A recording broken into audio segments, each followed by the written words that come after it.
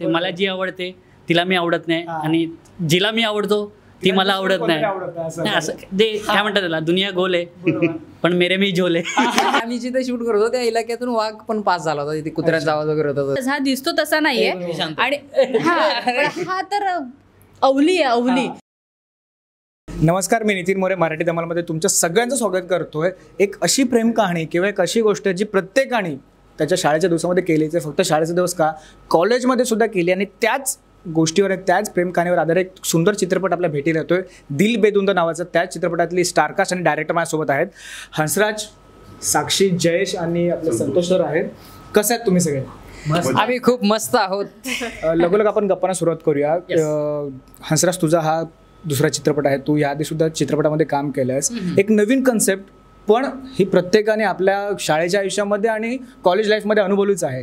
काय वेगळं आम्हाला चित्रपटामध्ये बघायला भेटणार आहे? खरं तर तुमचं आपल्या जसं या चॅनलचं नाव आहे मराठी धमाल, तसा हा एक मराठी सिनेमा जो धमाल करणारा सिनेमा आहे, दिल बेधुंद.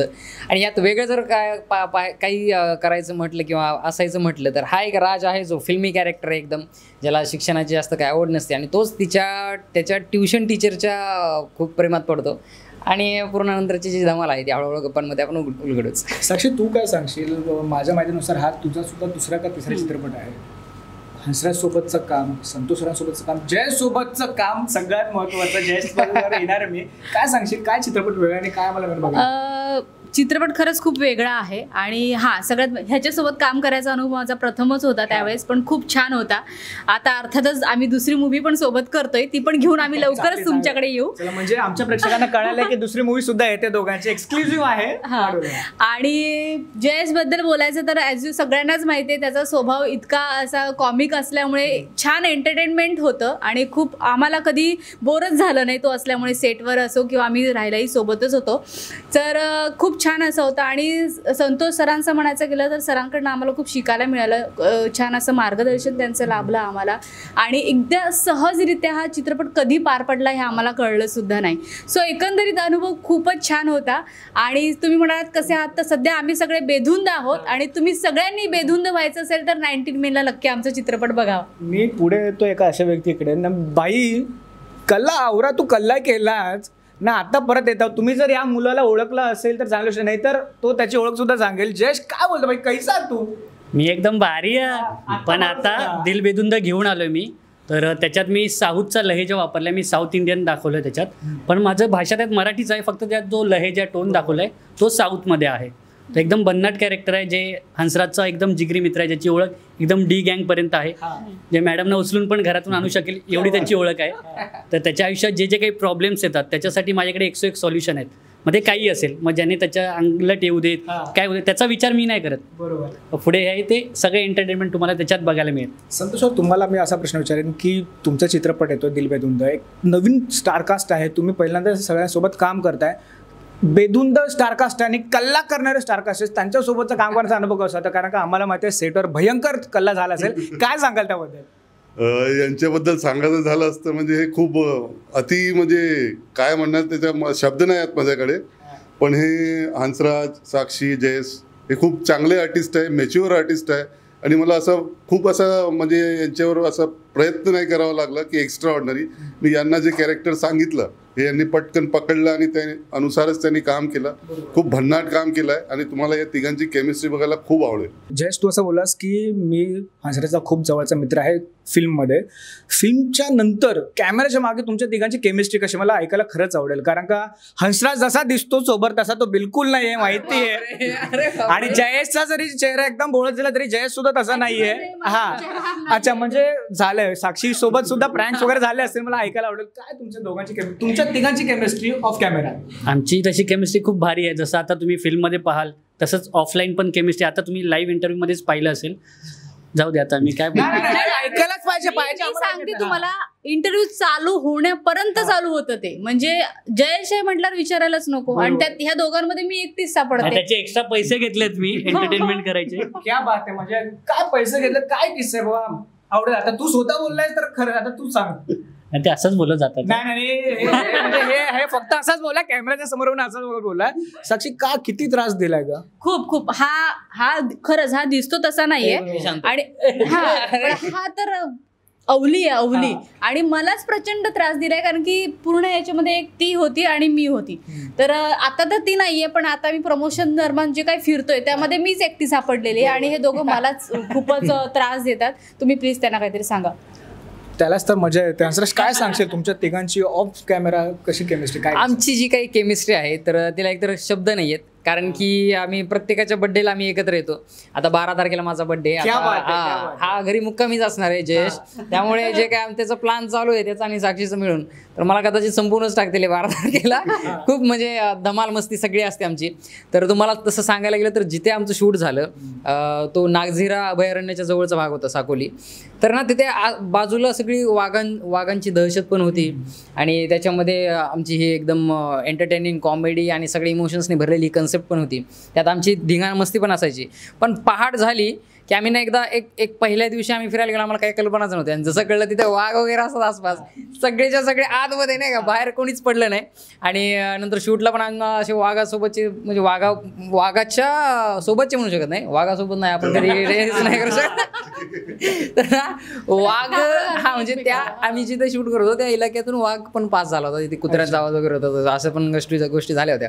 तर माझ्यापेक्षा त्यात चांगलं तुम्हाला संतोष मुंडे जरा सांग. एकंदरीत असं बोलायला काही हरकत नाही की जीवावर खेळून चित्रपट बनलाय. काय सांगाल सर? हंसराज जसं बोलला आम्हाला ऐकायला आवडेल तुमच्याकडून. नाही ते खरंच झालं असं, म्हणजे 2 ठिकाणी असं घटना झाल्यात की म्हणजे रात्रीचं आमचं शूट आहे आणि तिकडे साऊंड येत आहे वाघाचा कुत्र्यांचा. मग दुसऱ्या दिवशी आम्हाला कळतंय की तिथे वाघ येऊन गेला आणि कुत्र्याला मारून गेला अशी किस्सा झाली. आणि गाणं शूट करताना नक्सली एरियामध्ये होतो आम्ही, तर आम्हाला तिकडे अंधार झाला निघताना. तर तिथे मग पूर्ण पोलीस आपली जीप घेऊन किंवा ते फोनवर कॉन्टॅक्ट करतायत काही निघाले काऊन नाही, पोचले काऊन नाही, कारण तिथे नक्सली केव्हाही येऊ शकतात. तिथे पोस्टिंग पूर्ण म्हणजे बंदूक AK-47 घेऊन आपले इकडचे जवान तिथे आहेत. असं झालंय काही घटना. तुमच्या चौघांना प्रश्न आहे आणि खरं उत्तर द्यायचं. जसा चित्रपटाचा मेन विषय आहे तसं कॉलेज लाईफमध्ये किंवा शाळेच्या लाईफमध्ये कधी कोणावर क्रश होतं का? माझं होतं. मी सांगतो, मला प्रश्न मिळायचं होतं. साक्षी काय जे आहे ते आहे. हा तर हा नाही तर नाही, पण हा म्हणजे प्रत्येकाचाच असतं. मी प्रत्येक इंटरव्ह्यूमध्ये म्हणतेच, कारण की प्रत्येकाच्या जवळचा विषय आहे, प्रत्येकाने अनुभवलेले अनुभव आहेत त्याच्यात.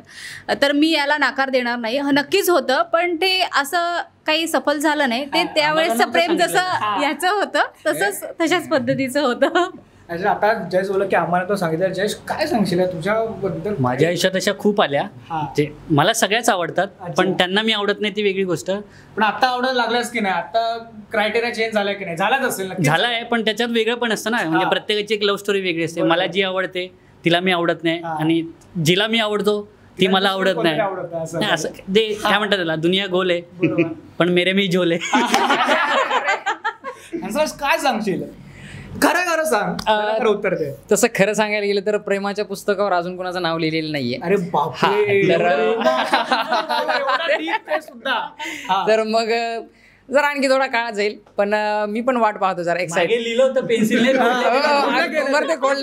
ते दरवेळेला खोडलं जातं, नवीन कोणाला खोडलं जातं असं. संतोष सर काय सांगाल? आम्हाला ऐकायला आवडेल. लपवू नका आता. नाही लपवायचं काहीच नाही. ही जी कल्पना आहे ही म्हणजे सगळ्यांच्याच आयुष्यात होतं. कोणी ना कोणी आपल्याला आवडतात. माझ्या लहानपणी मला आवडायची, पण ते आवडणं आणि आता वेगळं आहे. पण आमच्या सिनेमात जे झालंय की त्याला आवडते, पण त्याच्या आवडल्याने त्याच्या आयुष्यात काय काय घडतं ते पॉझिटिव्ह निगेटिव्ह, तर हे तुम्हाला चित्रपट बघितल्यानंतरच कळेल. नक्कीच नाही, कारण का आम्ही चित्रपटाचा ट्रेलर बघितला. त्या ट्रेलरमध्ये सुरुवातीला खरंच खूप सुंदर असं आहे, नंतर खरंच कळत गेलं की काहीतरी याच्या मागे खूप मोठा विषय सुद्धा आहे आणि मोठा संदर्भ सुद्धा आहे. काय सांगाल जाता आता की प्रेक्षकांनी हा चित्रपट का पाहावा आणि त्यांना या प्रेक्षकांना चित्रपटातून काय वेगळं आणि नॉस्टॅल्जिक काय मिळेल? ह्या सिनेमामध्ये तर मी जसं सांगितलं की हा एंटरटेनमेंटने खूप खचाखच भरलेला हा सिनेमा आहे. ह्यातलं मी जाता एक लास्ट एक अनुभव सांगतो.